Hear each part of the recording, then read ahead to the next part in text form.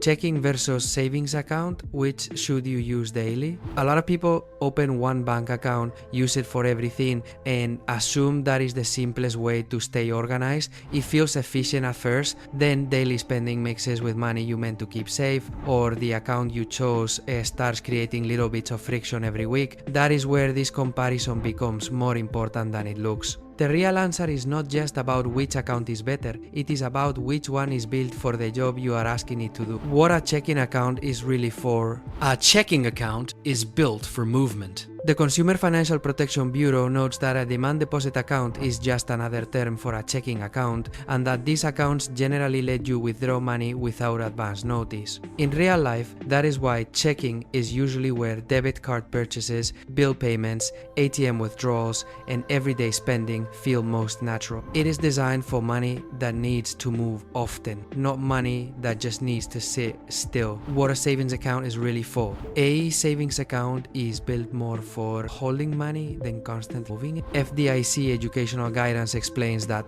statement savings accounts give you access to your money, let you make deposits and withdrawals, and can also be linked to checking for transfers or overdraft protection. But that same guidance also notes that banks may limit how often you withdraw from savings, which is a clue many people miss. Savings is usually meant to protect money for later while still keeping it accessible. How daily use changes everything. Here is where the difference starts to matter. Both checking and savings can connect to electronic transfers in some situations, but that does not mean they are equally good for daily use. If you use savings like a spending account, the experience can become awkward fast, especially if your bank adds limits or makes withdrawals less convenient. If you use checking for everything, it is easier to pay bills and move money, but it is also easier to leave reserve cash sitting where it can be spent too casually. The detail most people miss.